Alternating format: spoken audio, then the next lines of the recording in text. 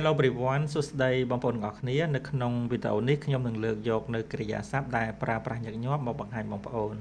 បាទអញ្ចឹងជាដំបូងបងប្អូនមើលកិរិយាសព្ទនេះគឺ drink coffee បាទផឹកកាហ្វេ drink coffee drink នេះគឺយើងប្រើថាផឹកហើយ coffee គឺប្រែថាកាហ្វេអញ្ចឹង drink coffee ផឹកកាហ្វេអញ្ចឹងបងប្អូនមើលឧទាហរណ៍នៅក្នុងប្រយោគឧទាហរណ៍ I drink a cup of coffee ខ្ញុំផឹកកាហ្វេមួយពែង I drink a cup of coffee បាទ I នេះគឺយើងប្រែថាខ្ញុំ drink គឺប្រែថាផឹក a cup of coffee បាទកាហ្វេមួយពែងអញ្ចឹងនៅពេលដែលយើងចង់និយាយថាកាហ្វេមួយពែងគឺយើងប្រើពាក្យ a cup of coffee cup នេះគឺប្រែថាពែងណាហើយ coffee នេះកាហ្វេ of នេះបើសិនជាយើងធម្មតាគឺប្រែថានៃបាទពែងនៃកាហ្វេខ្មែរយើងគឺកាហ្វេមួយពែងហ្នឹងហើយនេះដាក់មកសម្រាប់សម្គាល់មួយបាទពែងនឹងមួយ I drink a cup of coffee អញ្ចឹងបងប្អូនចាំជាចង្កោមវាតែម្ដង a cup of coffee គឺកាហ្វេមួយពែងអញ្ចឹង I drink a cup of coffee ខ្ញុំផឹកកាហ្វេមួយពែងដូចយើងចង់និយាយថាតែមួយពែងក៏យើងប្រើអញ្ចឹងដូចគ្នាដែរយើងក៏ដូរកន្លែងនេះដាក់តែទេ a cup of tea បាទ tea នឹងតែអញ្ចឹងតែមួយពែងអញ្ចឹងទៅgo to work បាទទៅធ្វើការ go to work បាទ go ប្រែទៅ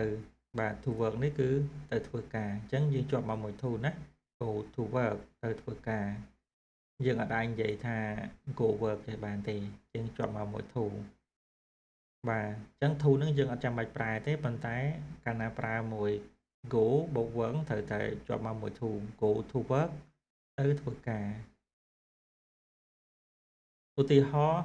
I go to work by car ខ្ញុំទៅធ្វើការដោយបើកឡានទៅ I go to work by car បើ I ខ្ញុំ go ទៅដល់ពេល go to work គឺទៅធ្វើការ by ដោយ car នេះគឺប្រែថាឡានអញ្ចឹងខ្ញុំទៅធ្វើការដោយឡានគឺមានន័យថាខ្ញុំបើកឡានទៅធ្វើការណា I go to work by car go to school ទៅសាលារៀនបាទ go to school school នេះគឺយើងប្រែថាសាលារៀនអញ្ចឹងជាប់មកមួយ to ដែរ go to school ឧទាហរណ៍ I go to school by bus ខ្ញុំទៅសាលារៀនដោយឡានក្រុង I go to school by bus អញ្ចឹង I ខ្ញុំ go to school ទៅសាលារៀន by bus ដោយឡានក្រុងbus នេះគឺយើងប្រែថាឡានក្រុងយើងទៅដោយឡានក្រុងគឺមានន័យថាយើងមិនមែនអ្នកបើកឡានក្រុងទេគេមានតែកងឡានគេបើកអញ្ចឹងគឺ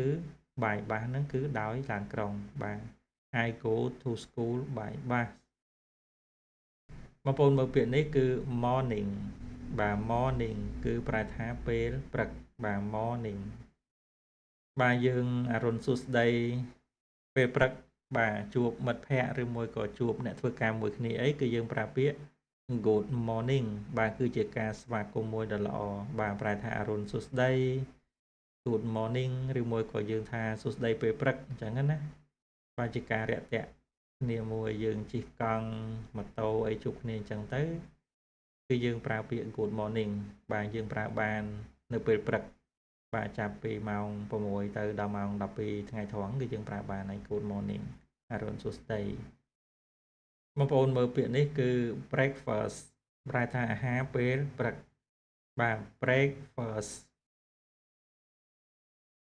បាទឧទាហរណ៍ breakfast is my first meal of the day អាហារពេលព្រឹកគឺជាអាហារដំបូងរបស់ខ្ញុំនៅថ្ងៃនេះ breakfast is my first meal of the day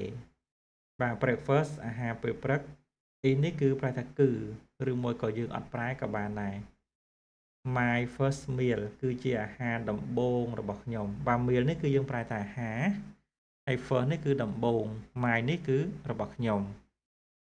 of នៃ day នេះគឺប្រែថ្ងៃ day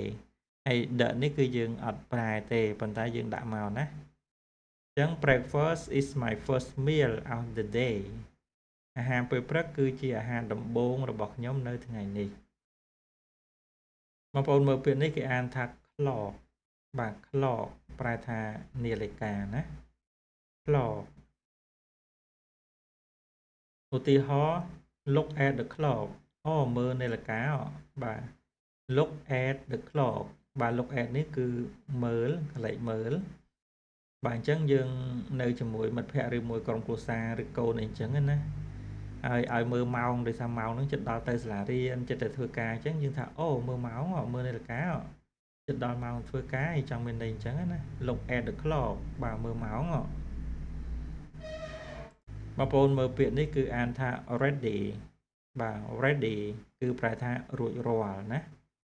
ready ធ្វើអីមួយរួចរាល់ស្លៀកពាក់កៅអៅរៀបចំខ្លួនអីរួចរាល់គឺ ready ដើម្បីយើងចេញដំណើរទៅណាឧទាហរណ៍ I am ready for the day ខ្ញុំរួចរាល់ហើយសម្រាប់ថ្ងៃនេះណា I am ready for the day បាទមានន័យថារៀបចំខ្លួនរួចរាល់ហើយដូចថាត្រូវទៅសាលារៀនត្រូវទៅធ្វើការត្រូវទៅទេសចរអីចឹងមិត្តភ័ក្តិយើងចាំឬមួយក៏អីចឹងយើងរៀបចំខ្លួនហើយគឺយើងនិយាយថា I am ready for the day អូខ្ញុំរៀបចំខ្លួនហើយអស់ហើយសម្រាប់យើងចេញដំណើរទៅណាអីចឹងទៅបាទអញ្ចឹងនៅក្នុងវីដេអូនេះខ្ញុំបង្ហាញនៅវាក្យសព្ទមួយចំនួនដើម្បីយកទៅប្រើប្រាស់ប្រចាំថ្ងៃព្រមទាំងមានប្រយោគបាទអញ្ចឹងបើសិនជាបងប្អូនអត់ទាន់បានចុចលើប៊ូតុង Subscribe ទេបងប្អូនចុចលើប៊ូតុង Subscribe ឬមួយក៏ Share វីដេអូនេះបាទដើម្បីមើលថ្ងៃក្រោយបាទអរគុណបងប្អូនដែលបានតាមដាននៅការបង្រៀនភាសាអង់គ្លេសនៅលើ Channel PVT អង់គ្លេសបាទសូមជម្រាបលាសូមអរគុណ